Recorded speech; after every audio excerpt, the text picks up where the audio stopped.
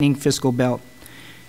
We created the Health and Human Service Agency. We took public health, mental health, and social services, the three agencies that provide those services to those in need, and we've combined them under one agency so we can utilize those funds better, and we can leverage one another's funds, and we can provide those services instead of duplicating or triplicating those services. We know we can target down to who that client is and how to best provide that service at the most cost-efficient method. We created the children's system of care, and we created the adult system of care to do exactly that. Two great programs done under the leadership of the Board of Supervisors. We got to continue to keep an eye on those expenses and those fees and those costs. One of my opponents mentioned the wastewater. The wastewater fees, particularly for mobile home parks and multifamily housing units, is out of control based on a master water meter plan. That I opposed at the time. Didn't hear that from my opponent, but I opposed that. And at the last sanitation district meeting, I asked and have staff evaluating how we can bring that back and get away from $77 a month sewer bills for those on fixed incomes and get it back down to where it should be based on what their real water usage is. That's how we keep assisting those on those fixed incomes, those lower incomes. Those are the things that the Board of Supervisors has done, and those have been done during my tenure on the board. I'm proud of them, and we can continue to do more. We continue to work on those low-income housing programs, but it all comes down from that to the zoning and for the infrastructure. I'm out of my time. Mr. Morrison. Could you please repeat the question? What are your policies for the less fortunate, the poorer among us? Again, I would like to improve the services that we do provide. Few of you may know, some of you probably have heard. When I came to this community in particular, I was homeless. Again, on my second trip here, my partner and I were both homeless for 3 months living in our car. And we had to depend on places like Plowshares and the food bank and the community services of Mendocino County. And oftentimes they were stellar, and I'm very thankful for them. But at the same time, sometimes they weren't. And I would like to improve those. I've just heard today of some of the wonderful ideas that have been kicked around over at the food bank, and it seems like they're steadily improving. I would like to empower them as much as possible. John McCowan's done a lot of work with Plowshares, and we got to thank him for that. And I think that that's definitely the direction that we need to take. I'd also like to improve the communications availability for a lot of people who are poor.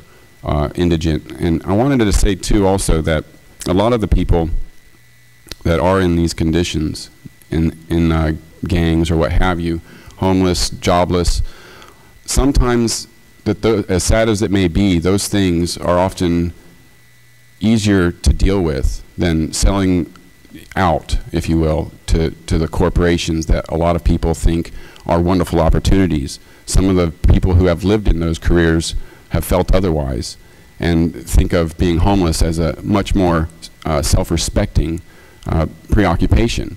And they're very educated people oftentimes, so they figured out a way of getting by on less. And I think that that's something that we need to learn from them about. So again, I want to look to those people and see what they can provide for us, because they have been the remainder of the equation, and they haven't been calculated into our everyday lives, and I think that needs to change. Mr. Rickel. You know, I hear everybody talking about the poor as individuals who don't have as much as maybe those who are above the poverty guideline. I know a lot of people who live below that. They're very happy. They have good, strong moral values. They struggle with costs. They utilize whatever resources are available in the community.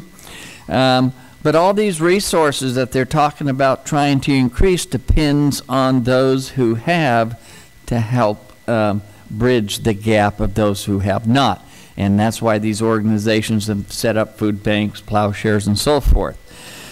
I think the most important thing that everybody else needs to learn from, quote, the poor, the people who live below poverty levels, is that they're doing fine. They're struggling with issues, whether it be safety in their neighborhood, whether it be a better job or covering their food costs or fuel costs, just like everybody else is. They just have a lower scale to address those issues. So my policy, if anything, would be to keep the ongoing services improving, trying to condense their cost expenses in terms of delivery services, and to encourage those individuals and the business community to hire and train, whether we have the college or the high school, so folks can work themselves out of that particular economic status. Have we been around? Good, okay. All right, let's go into one of the big issues in this election. And I've got a couple of questions. I'm going to sort of read both of them, and because we don't want to spend the whole rest of the time on it. The first one is, many of our young people are finding their only economic opportunity in the marijuana industry. What can the Board of Supervisors do to expand economic opportunity? And the other one, which is, if Measure B is passed, what kind of economic hit will Mendocino County have, and what will you do about it? And then if you have a particular opinion on Measure B, you could give it. Ms. Brown, I think you're first. Carrie Brown. Carrie Brown, yes. Well, certainly, again, we come back to economic development. And that is a way to get good paying jobs for our young people in this community. You need to volunteer your time, and as a supervisor, I would do that to other entities as well, such as education. You need to meet with those people and find out what you can do to offer opportunity to our youth, such as high school programs that go right into the junior college, such as in-home services. Our youth being able to have a 2-year program, maybe going on to become an RN as the Sonoma State program they have now. But this is a needed area of work where we can provide a stepping stone for our youth. When you have industry jobs, blue-collar jobs, it's very simple, like Masonite once was, for a graduating senior to be able to go out and apply for a job and then get that job that provides a good paying wage and provides benefits, and then move up the ladder through promotion and hard work. Measure B. I do feel that there will be an economic hit. I really do. I think it's very wrong to teach our youth that they need to be involved in something 2, 3, maybe 4 months out of the year.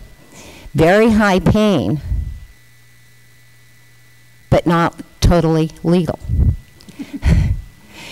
So I think having a good educational program with stepping stones into our JC and industries here that provide good jobs for our youth is one of these solutions. Mr. Delbar. Well, we talked already on economic development. I know you kind of have 2 different questions in this, but as I stated earlier on the economic development front, infrastructure is critical. I demonstrated that with the fjords example. County of Mendocino has been a big supporter of West Company, which nurtures small businesses, particularly women-owned businesses. And 86% of the businesses in this county are small businesses. That's a huge increase, or a huge opportunity to increase job opportunities. The ag industry we talked about, and the county has promoted, and we started a promotion organization to try to bring the Mendocino name more value, just as the Napa name has extreme value. That adds value to our agricultural crops, and it adds value to the Mendocino name, and that helps create jobs here too. But since we're kind of on the agricultural side, let me shift over to the second question in my 60-second approach here. Measure B, will it be an economic hit if it passes? No. I don't believe it will, because there's an economic cost to society that is huge. Our employers